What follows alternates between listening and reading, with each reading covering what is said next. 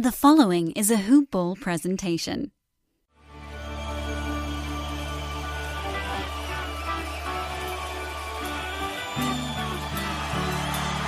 Welcome to another edition of the Hoop Ball Sacramento Kings podcast. I'm your host, Christian Villere. You can find me on Twitter at MyBuddyChris. For all of Hoop Ball's Sacramento Kings coverage on Twitter, it's at Hoop Ball Kings. And for all of your NBA news, NBA fantasy news, and Sacramento Kings coverage period, it's hoop-ball.com, the new and improved hoop-ball.com. There is now a team-specific page for the Sacramento Kings. Go there to get all of these podcasts, as well as all of the great work from our Sacramento Kings beat bloggers. On the show today, we have one of those beat bloggers. His name is John Schifferle. You can find him on Twitter at John Schifferle. Well, what did we talk about? It is mainly Marvin Bagley, the number 2 pick for the Kings in last week's NBA draft. We delve into him playing the 3 position. A lot was made of that in the press. We try to figure out whether or not that is something that can actually happen for this team. Does he have the flexibility to do so? Playing time, trades, what's this front line of the Sacramento Kings going to look like, and how do we see it playing out? We also talk about the front office. How did we feel about the way they handled the communication with the NBA draft and how they explained to the fan base what they did? And, of course, we get into all kinds of miscellaneous Kings topics. We can never predict what's going to happen on this show, despite how much we try to prepare, if we do. Here he is, John Schifferle, on the Hoop Ball Sacramento Kings podcast. On the pod, yet again, he is here, Sacramento Kings beat blogger for Hoop Ball. We're not crawling this time. He's just going to be on the pod. Mr. John Schifferle. How are you, sir? I think at this point, I'm doing great. How are you? I really can't complain. I'm happy the draft is over. As much as I love the draft, the Kings having the second pick almost gave me a hernia, some sort of terrible medical disease I wouldn't be able to recover from. That's not a disease. That's just an ailment. That's how terrible the draft was for me. It jumbled up my understanding of medical terminology. Let's get right into it because there's so much to deal with this week in terms of fallout from the draft, stuff that happened. There were 2 press conferences. Kings are signing players all over the place to join their Summer League roster. A lot was said in the press about some comments that Villere made regarding the Kings and regarding Marvin Bagley Jr.'s position on the team and what he can do versatility-wise. Let's talk about that straight off the top. The comment that Villere made about Bagley playing the 3 was not met with a lot of jovial, good, connotatively meant words. It was meant with a lot of angst. Let's put it that way. They think that Bagley is incapable of playing the 3. There's plenty of guys in the league with his size playing the 3. I'm sure in matchups throughout the year he would have been playing the 3 anyway. Had Villere not made this comment, it would not have been a big deal. No one would have taken notice of it. I don't have a problem with him playing the 3. I think he's got the dimensions for it. In my opinion, it looks like he's in good enough shape to keep up with guys playing the 3 throughout the year. Do you have a problem with it? I mean, to your point, to a certain extent, people were looking for reasons to be mad about this pick, right? Like this wasn't something that Kings fans particularly wanted as a collective. I don't know that he can play the 3 today. Athletically, he absolutely can play the 3. If you're a Kings fan trying to figure out can he, just kind of compare him athletically to Justin Jackson for a moment. He's well above Jackson as an athlete, laterally, vertically, all that. Obviously, his measurements are better than Jackson in terms of height. Has a slightly longer wingspan. I don't have a huge problem with it. He doesn't really have the perimeter skills at all to play the 3, and his issues defensively are going to get exposed a bit at the 3. So one day down the line, assuming he develops those perimeter face-up skills offensively and can really develop defensively, there's some potential for him there. And I think if you look at the Kings situation in general right now, they have plenty of bigs to develop. With him, you have Willie Cauley-Stein and Villere already, having played a little bit for the Kings to a certain degree. And then you also have Harry Giles, who is going to have a good opportunity to show what he can do next season. I think it would be foolish to give up on Cauley-Stein and Villere at this point, given that they're both on the roster, obviously, and they were both, high-end prospects when the Kings got them in terms of upside. So there's some reason to think Bagley could spend some minutes at the 3, but I think ultimately his best value, even if he develops as a face-up, offensive threat, I think that's more valuable as a 4 or a 5 in a mismatch sort of, in a mismatch type of setting where he's trying to deal with players that just can't keep up with him than he is in like a small forward setting where he has a little bit of a height advantage, but he's not a player that has a huge advantage athletically over all, other small forwards. So I think he can do it if they have other bigs that are worth playing. I don't know that it's a long-term position for him, and I don't know that the Kings really viewed him as a small forward in a overall sense long-term. I think they view him as a player. This could be wrong. I don't know what they think, but what I took from that is they view him as someone who can take minutes there if it makes sense to. But I don't think he can do that next year. I don't think he can do that for, most of his time on the floor. But I think it's athletically, there's no reason to think he can't play there. And I think he'll be able to play there closer to the front of his career than the back end. Yeah. Which means that on this team, he's going to have a fit there. You bring up Jackson as his primary, I guess you could call it competition for minutes at the 3. Like you point out, athletically, probably better. Against bigger wing players, he's got a little bit more length simply because he's just taller. And he's got lateral quickness. So what he doesn't have in defensive instincts, he'll be able to make up with in lateral quickness. That's something you can definitely build upon. Also, him playing out of position, in my mind, is a much different proposition than Skal playing out of position. Bagley, from everything that we've heard and read, is somebody who's been playing basketball since he was 5 years old. He's going to have a bit better feel for the game than somebody like Skal, who only started playing like 5 years ago. And it's clear, just from watching him 2 or 3 possessions on defense, clearly still doesn't have any idea what he's doing, even 2 years into his NBA career.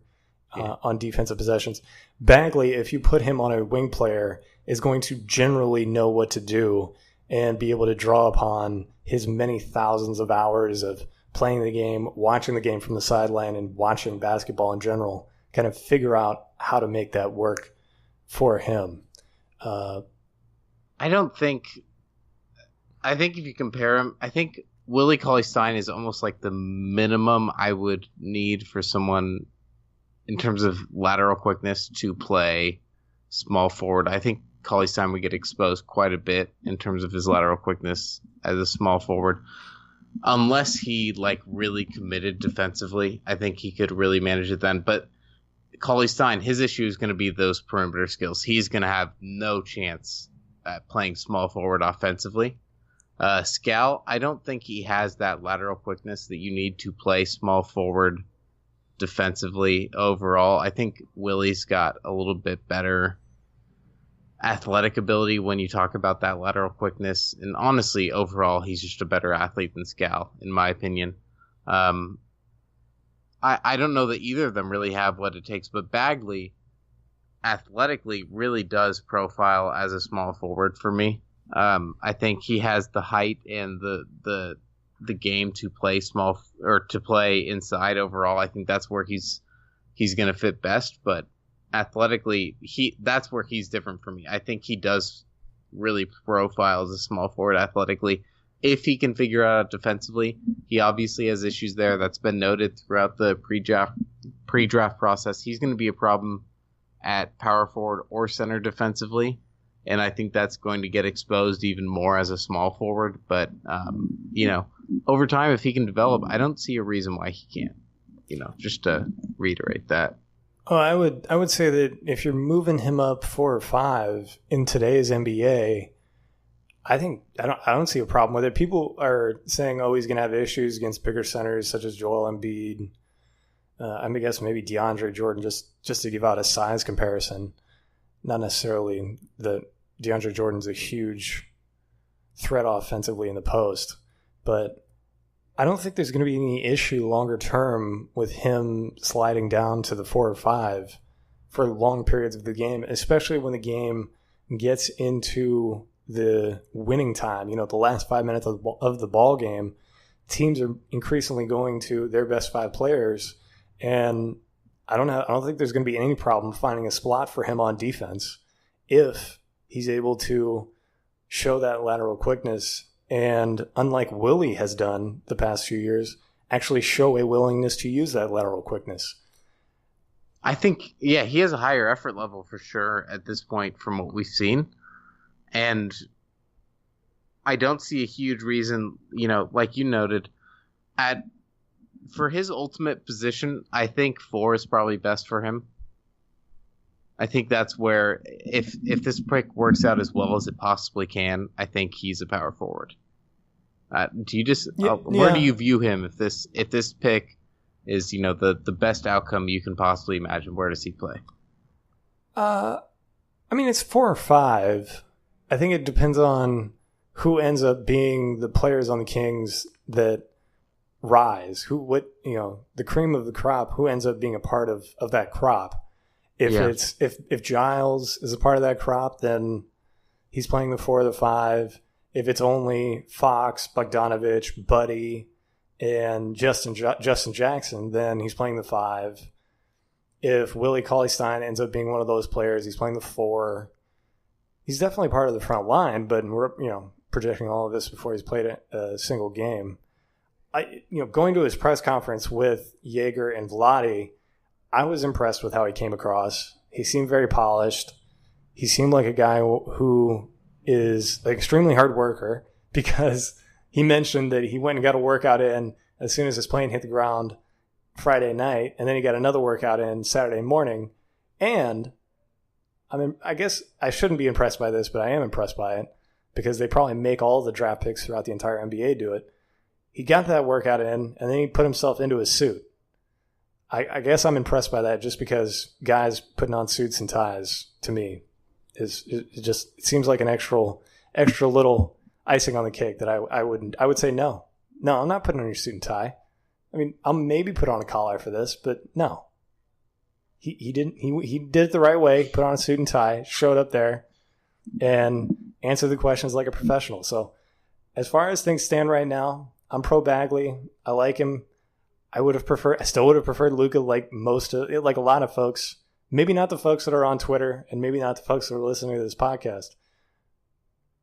No, those folks would have preferred Luka, but the other folks, the folks who are going to the arena, not necessarily plugged in digitally, maybe plugged into the more traditional media outlets, are cool with Bagley, and we're cool with Bagley from the start. Well, I think if you're looking for a reason to like Bagley as a pick in terms of, the Kings' long-term future, the way that I viewed it to this point is I didn't expect the Kings to move up to 2. I thought, the Kings will be at 7. Who's going to be there? What could they get?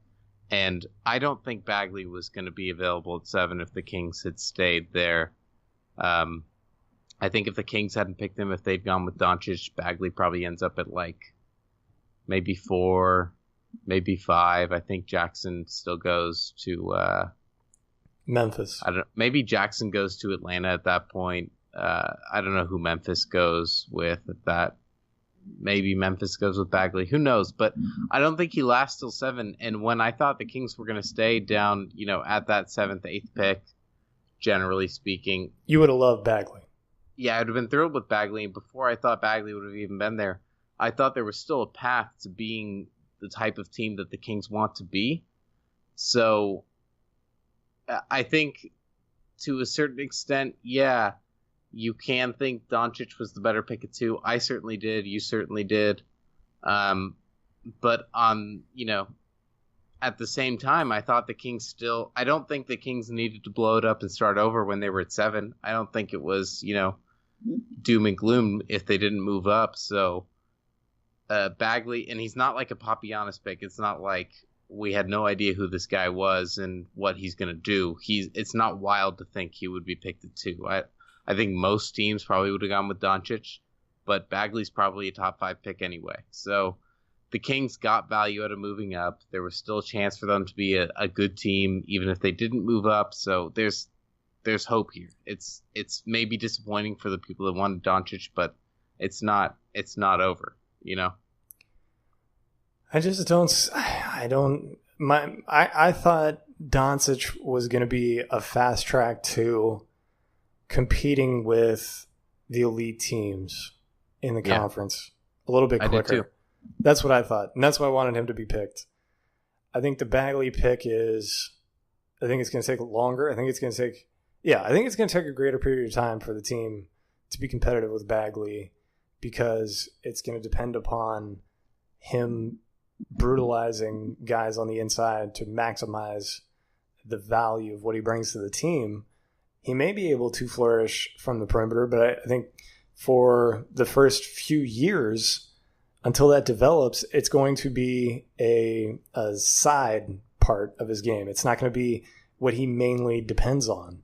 And right now, that just, if he's not going to be, well, let me see. If he can't, I don't think he's going to be able to brutalize people in the post. And that's why I was mainly on board with Doncic being the pick. That's just how I'll put it. So you got Doncic. He brings to the table the perimeter play, the perimeter playmaking, the stuff that I thought with the players that the Kings already had could escalate their chances of being better faster. Now, instead they've got Bagley. I think they'll be good, but I think the trajectory of them being good falls back a year or two. I don't see them being good right away next year. Or not necessarily good, but I don't see them improving right away next year. I think it's still going to take the arc of an entire year for them to make more improvements and add them to what happened last year. Well, unfortunately, last year there wasn't enough improvements, or wasn't fast enough for most fans. And I know it wasn't fast enough for you and I, John. And we're in danger now of that being the case again this year. And I think it's compounded by the fact that we took a guy who plays the same position as Zach Randolph, and we're in danger of seeing yet another season go by the wayside, watching Zach Randolph pick off more minutes than we would like him to, and a young player not getting those minutes who we would like to. I think when you talk about Bagley year one, what his role is going to be is overwhelming others. I think he needs to play the 5. I think he needs to overwhelm other centers with his athletic ability inside. I think he needs to overwhelm them with his athletic ability as a face-up player, not necessarily really having much skill there, but, spacing the floor a little bit and taking advantage on, when people come and they try to close out on him. I think he needs to take advantage with his speed and his ability to just blow past them. Moving forward, I think his upside is really tied to his face-up game. What can he develop off the dribble? What can he develop as a passer? And that's going to be 2 to 3 years out. Doncic, to me, is kind of what he's already going to be 2 to 3 years out. So he's going to contribute to winning year one, and then he's going to develop those skills as he goes. And so that's really the difference you're seeing is Bagley's a 3 to 4 year project that you're hoping in year 4 is better than Doncic. Doncic is going to be, by my estimation, he's going to be better year 2 and 3 for sure, probably year 1 too. You're hoping that Bagley really reaches that top level of the league, which I feel like Doncic can match too. Other people don't really feel like that as much, it seems. But I think your hope for Bagley for the Kings is really in that year 4 where he proves that he was the pick. But there's a lot of development for him, and that doesn't mean it was a bad pick, but that does mean it's going to take time. So now I think So the difference, and I think this is an apt analogy. Listening to what you said, I think it makes it apt. Picking Luka was like buying a stock that's already making money, that's already profiting, it's already got margins, it's a successful business, and it's a growth stock. All of these young players are growth stocks. However, Luka is a growth stock already making money, whereas Bagley is a biotech burning cash at the moment, trying to develop where he's at, or trying to develop something. And then you're hoping some years down the line, all that burning of cash ends up putting together some sort of product that can net you what you would have gotten with the established money-making stock.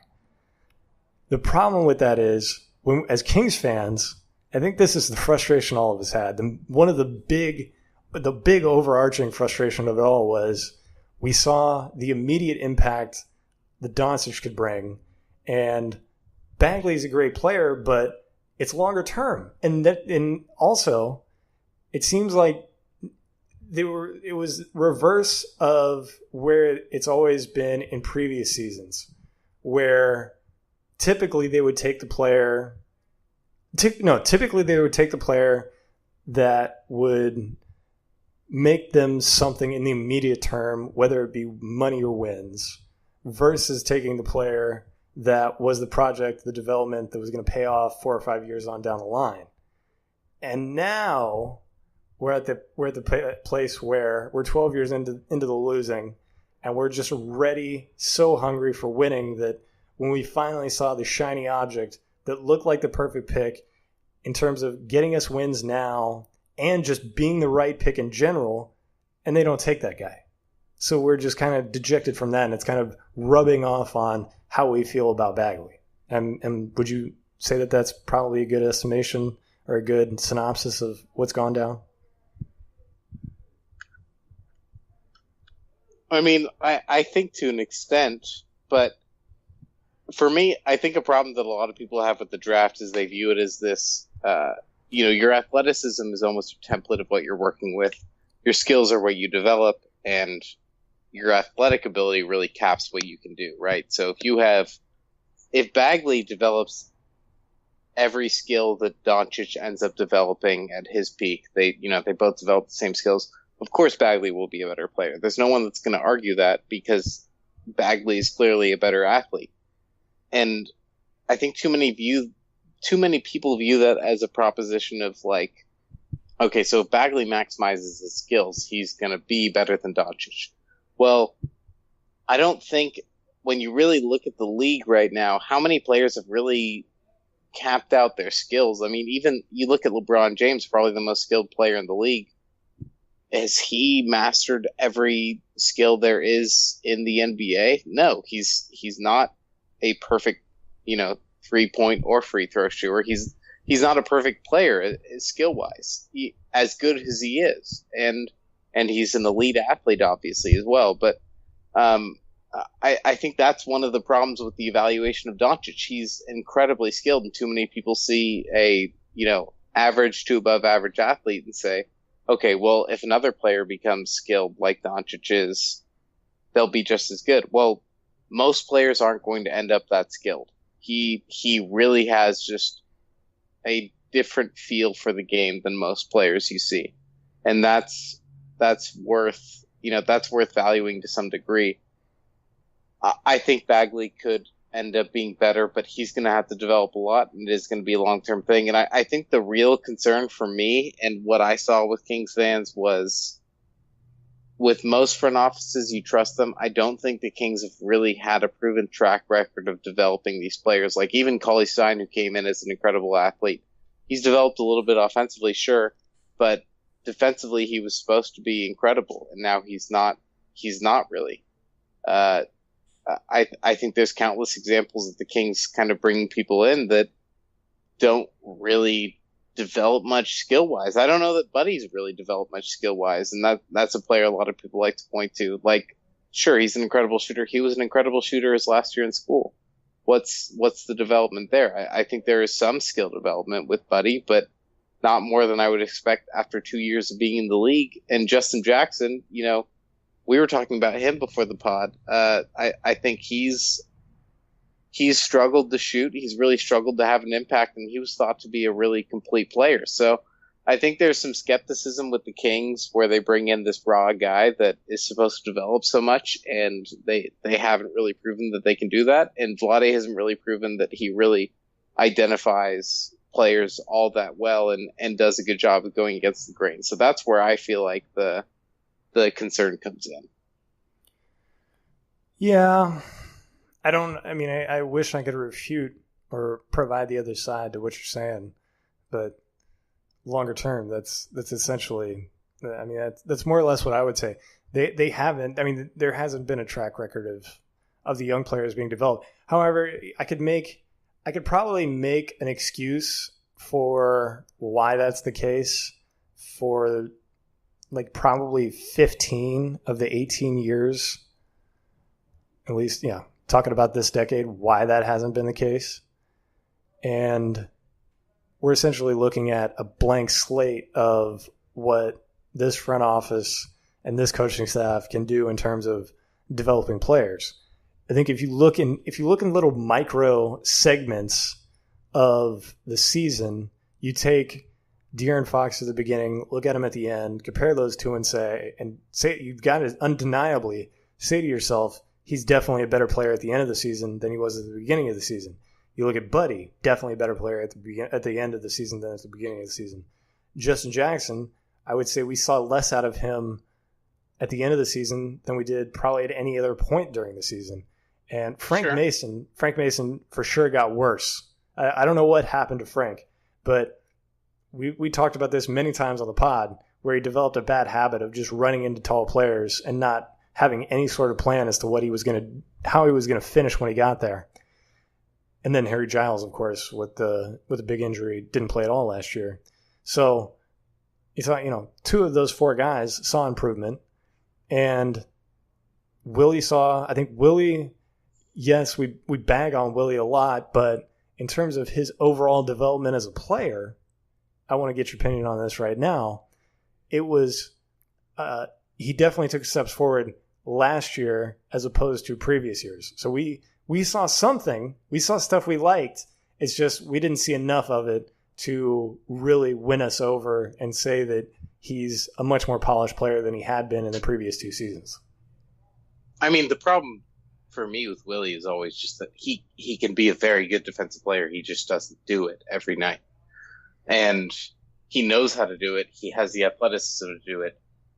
The only disconnect, and I guess this is a really useful comparison to Bagley. I think Bagley has the athleticism to be a good player, and he has the motor. I think he needs to learn.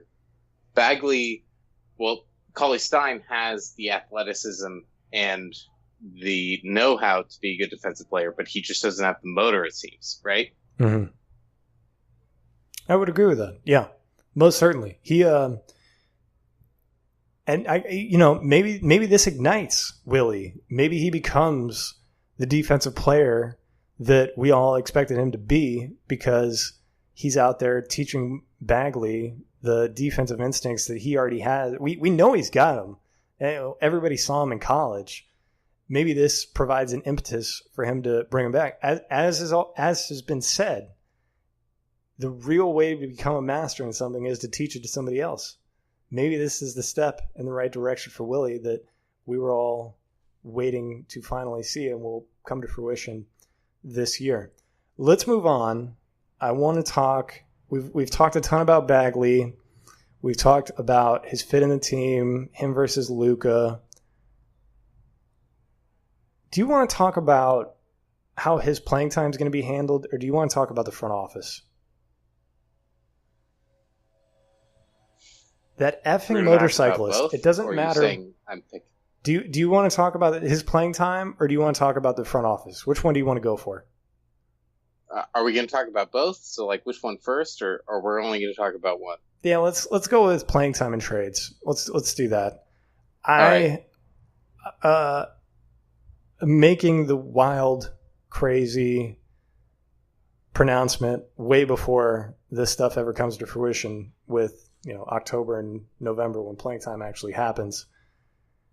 Is he a starter right off the bat? My inclination would be to say yes. And the reason for that is I think he's going to pick up a lot of stuff, and he's just got a natural feel for the game to the point where it's going to be really difficult for Jaeger to sit there and put him on the bench behind Kosta, Zach Randolph, Skal Labissiere, anybody like that. And Skal's got that same type of motor, that same type of energy, that will to learn. Clearly hasn't mastered the ability to put it into practice quite yet. I think that's where Bagley is going to have the leg up on him. And just seeing how thin the front line is after Zach Randolph, Kosta, and Skal, you're going to have to start Bagley. It's almost going to, the decision's almost kind of already made for Jaeger in a way, because you're looking at Bagley or Skal, and my inclination, knowing the small amount that I know about Bagley, I think he's already going to be a starter. And I don't even think it's going to be any kind of a dramatic type decision. I don't think there's going to be a lot of discussion about it in the media or on talk radio. I think it's kind of already done, wouldn't you say? Well, so when you say inclination, your inclination is that he does. By that, you mean that would be your guess? Like if Vegas had a betting line on it, you're gonna bet on him starting, or that's what you think they should do? No, I don't think that's what they should do. I think that's what's going to end up happening. If there was a money line in Vegas, I'm taking the line that he's going to end up being a starter right away, ASAP. So, yeah, I agree for a lot of the reasons you said, where he just fills so many needs for the Kings. Like, he's an aggressive scorer. They really need that. He's a really aggressive rebounder. They absolutely need that. Like, in terms of need, like if the Kings, as foolish as this sounds, I guess it's hyperbole, if the Kings are going after the title next year, Bagley needs to start because he's going to produce for them day one. They're obviously not going after that. So in a long-term sense for the team, beyond Bagley, I don't think he's kind of the rare rookie where I don't think it's going to matter a ton to him whether he starts or not. I think he's going to develop either way. He's a very high motor player. He really understands what he's doing on the court offensively. I don't think he needs to. I think what we talked about before we started that really needs to be addressed is the Kings have so many young players that they always talk about, we don't have a ton of space on the roster. We have so many players that we're trying to develop. Well, how many of those players do they really have a good idea of what they are and what their value is? I don't think they have any idea with Skal. I don't think they have a good enough idea with Willie Cauley-Stein or Justin Jackson. I don't think they have even a great idea with Bogdanovic and Hield. I think they probably value Bogdanovic and Hield quite a bit. But if you actually talked about putting them in trade discussions, I don't think they have the value that the Kings really value them at, which isn't a problem, but just they don't really give enough opportunity to young players to this point, considering how many they have. I don't think. So I would probably say Skal's in his third year. He needs to really start showing something. Let's give him the starting spot. Willie's in his fourth year. He absolutely needs to start showing something so that the Kings as a franchise know what to do when he becomes a restricted free agent. I don't think they have any confidence in offering him really any extension offer this summer that he would take. So I would say Skal and Willie should be the starters, but I agree with you with just how much sense it makes for Dave Joerger in terms of what needs Bagley fills. He's probably the starting center. That's the problem I see is I think he's the starting center. I don't know who they start at power forward because I think they probably want to start Cauley-Stein. And we're also forgetting about the Hall of Famer to be Harry Giles. It might be Giles at power forward. Yeah, he's a big wild card in all of this. I don't see Giles starting because I don't see him getting big minutes. And I think it would be smart. I was thinking about this today, actually. I think it'd be smart for them to play him 20 minutes a night every single night as opposed to 30 minutes every other night or something like that. That would be my, like, I would prefer he get whatever the leftover minutes are of Zach Randolph, Kosta Koufos.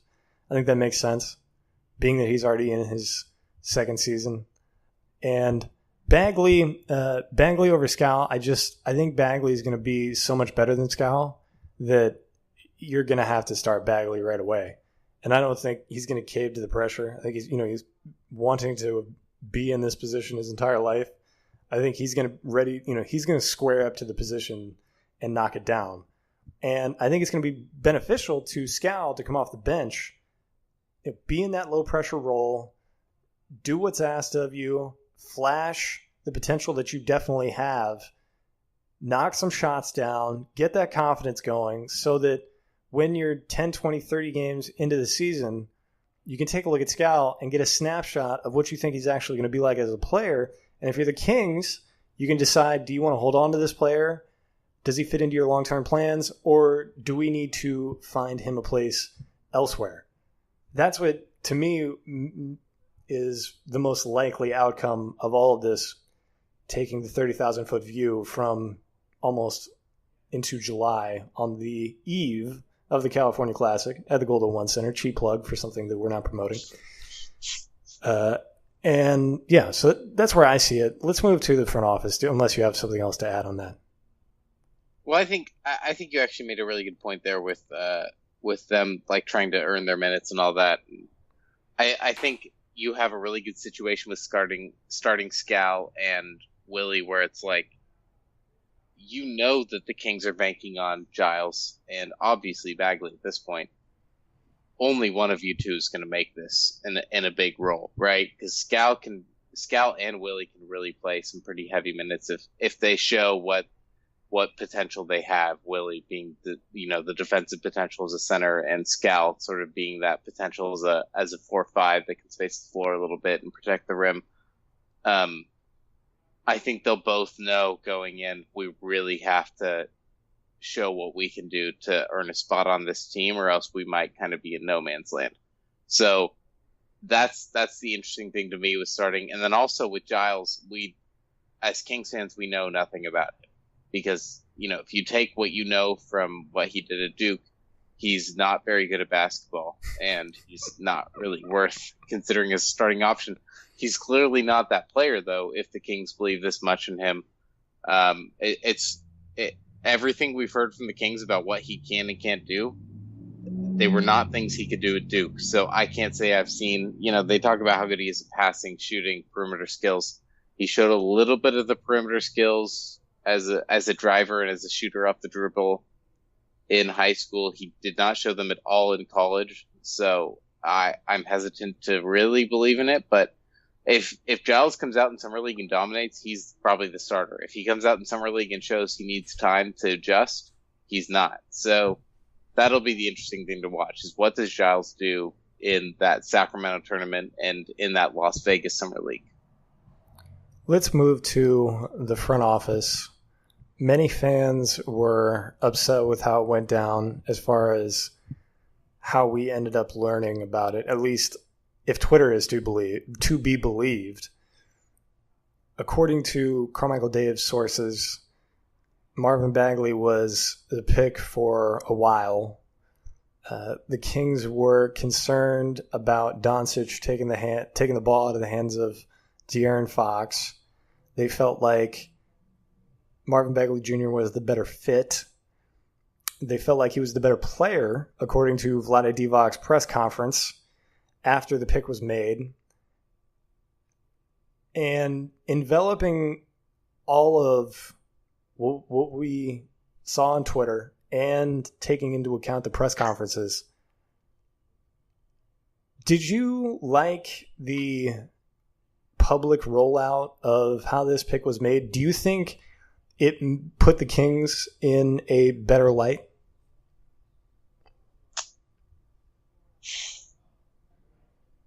I do think sort of getting it out there early that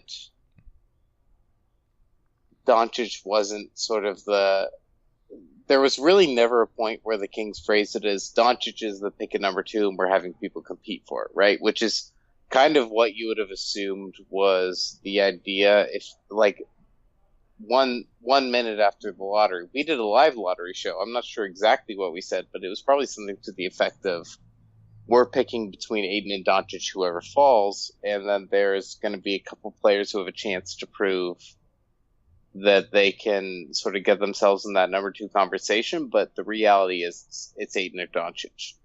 And over time, that obviously proved to not be true, but I think the Kings did a good job of very early on proving that it wasn't Doncic or Aiden and then the rest of the, available players. It was a wide open decision that they were kind of faced with, and that kind of prepped Kings fans for the reality that Doncic probably wasn't the pick. And I think that was good, honestly. I don't think there was a good way to break this based on what the talk was. Twitter's probably the best place to go to kind of see how a fan base feels. Like, if you want to really go in and see what do the Mavericks fans feel about pick X, or, Hawks fans feel about pick X or whatever. Twitter's probably the best place to go and do that. So I think if you looked at Kings Twitter, they obviously weren't going to be happy, and they did a good job of prepping Kings fans well ahead of time that Doncic wasn't a clear favorite, and letting them know this instead of making it a surprise draft night. I know we didn't talk about this, and I don't even have it in my notes here. Sure. How much do you think that Jaeger played a part in the pick playing out the way it did? That's tough. I mean, the thing that I think I brought this up to you, but when they talk about Giles, they talk about him as a very good passer that has perimeter skills, has kind of, back to the basket skills. And the thing that's always come to mind with me, no matter who the Kings were drafting, where they were picking, was sort of like a high post creator for the Kings, no matter what you thought was going to happen. And the minute they talked about Bagley, who so constantly gets compared to Zach Randolph, and that was before the Kings picked him and before people knew he was going to be in the system, it made a lot of sense to me that if the Kings liked Bagley and Giles, it was going to be a, Giles filling that Marc Gasol role and Bagley filling that Zach Randolph role. Obviously, both of them being far better athletes than the 2 players that they were kind of emulating, and that's where the upside is what can they do together with that athleticism that Randolph and Gasol couldn't do. That's where I think maybe he had somewhat of a decision there, but I think Dave Joerger also had a lot of trouble finding a player that was going to initiate his offense last season, and Doncic instantly solved that problem. I think that's probably the toughest problem to solve if you're Joerger. So I don't see much reason to be down on Doncic if you're Joerger. And that's where I wonder how much he factored in. But I could also see where he's comfortable running that Gasol Randolph offense that he feels like is going to be successful. And we've seen to this point, he is interested in doing things similarly to the way he did in Memphis, because he's interested in so many players that are, from that Memphis team and know what he does. So, and he's forced Willie Cauley-Stein, frankly, into a system that I don't think Willie Cauley-Stein really fits all that well in. So it's interesting. Maybe it was Bagley for him. I don't know. Well, I would make the same statement about De'Aaron Fox and Luka Doncic. And I think we heard there was rumblings that Luka didn't want to come to Sacramento. I don't think he ever said that matter-of-factly in the press. I don't think he meets with Sacramento if he doesn't want to come. I think he says meet with whoever you want. Like, if you're Doncic, really, and you're sitting there and you don't want to be drafted by Sacramento, and they have any interest in meeting you for dinner, just say no. And then they definitely won't draft you. They can't work you out. They can't meet you. They're not going to pick you number 2. Yeah, and I think, it's well documented that he was watching a lot of NBA games late at night. If I'm him and I'm watching the Kings play, I'm not saying to myself, gosh, you know what would be a lot of fun? To run that Sacramento Kings offense. I'd love to do that. I mean, look at how much fun De'Aaron Fox is having. Wouldn't that just be great if I could come in and do more of what he's doing? No, you're not. Under no circumstance. You want to play 4 out. You want high pick and roll. You want a replica of what James Harden has got in Houston, and it didn't look like that was going to happen. And my guess is that won't happen because it might have been a situation where Brandon Williams is lining himself with Dave Yeager. Dave Yeager's pressing hard for Marvin Bagley. Brandon Williams, says, let me align myself with Yeager. I think that's a good way to go, and let's really push for this Bagley pick because Yeager wants it. It'll fit with his offense, despite the fact that I don't think any of us are quite on board with it. I think hopefully Yeager will make the changes that all of us are hoping for him to make, making it a little more. I think it's fine if we have components of Yeager's offense as a changeup, a knuckleball, so to speak, like he mentioned in one of the press conferences that the Grizzlies offense was for some years in the NBA. But playing that all the time is going to run these guys into the ground. And it's going to kind of rob them of the joy of playing basketball. I don't want to see that from these young players. And I also don't want them to have that taste in their mouth because that doesn't do anybody any good in this franchise. That's at least where I stand with it. And so front office wise, I think it just, I don't know. We're still kind of finding out exactly what this front office is doing, whether or not they're moving in the right direction, what exactly was the calculus behind the pick.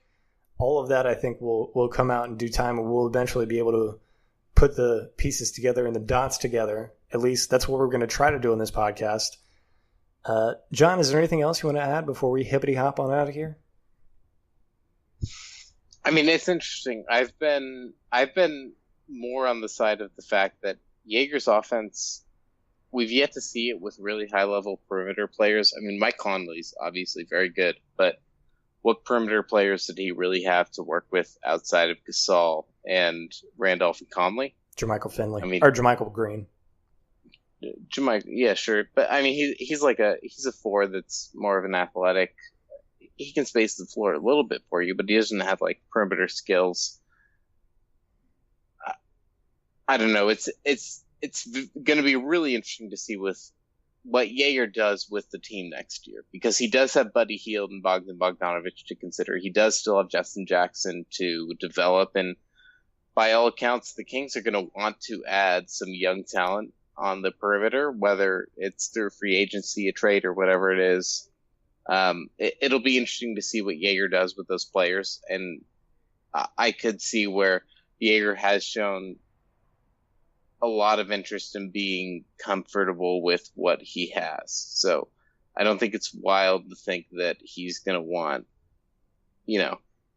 a player like Bagley who's going to do something that he knows what that role is. He knows how to fill it. So I don't think that's crazy to think. And, it's been well publicized how much he wanted Rodney Hood in that 2014 draft instead of Jordan Adams. That's kind of an argument for why he would want that perimeter threat. But even then, Rodney Hood was more of a floor spacer. It's worth watching going forward. And, Yeager's role with this team, we've really only seen him with DeMarcus Cousins, who the team really did need to be built around DeMarcus Cousins. There's not a lot to say Yeager had in that, good or bad. And last season, he had a lot of young players, and he had the opportunity to surround those young players with people like Randolph, Kufis, Vince Carter, who had played for Memphis, who knew what he did and what type of system he ran and what he wanted. And without those players really being key individuals for the team this season, it remains to be seen what what type of role Kufis and Randolph have, but it's interesting to see if he sort of changes the way that he runs the team next year. That's probably the biggest thing to watch next season. I'll just say this in closing in regard to the front office. You look at the entire team roster, front court, back court, they are weak in the backcourt, or they don't have a lot of depth in the backcourt. They also don't have a lot of depth in the front court pre-draft. So regardless of whether they took a front court player or a backcourt player,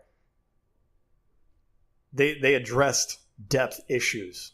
So at least from that perspective, you can applaud, or not necessarily applaud, but you can see the logic behind what they did. Or at least that can put you to bed at night if you're still upset that they didn't take Luka Doncic like me. I mean, they need a depth. They need talent anywhere they can get it. So there's not a whole lot of position arguments to make. Agreed. He's John Schifferle. Find him on Twitter at John Schifferle. You can find me on Twitter at MyBuddyChris. For all of Hoopball's Sacramento Kings coverage on Twitter, it's at HoopballKings.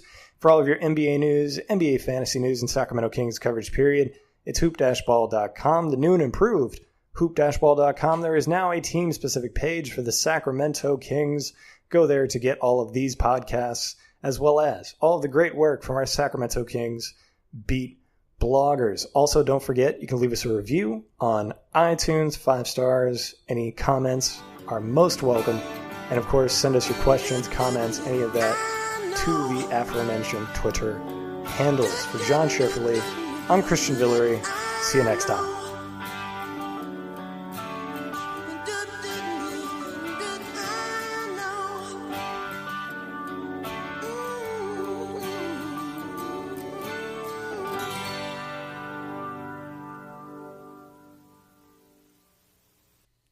This has been a Hoop Ball presentation.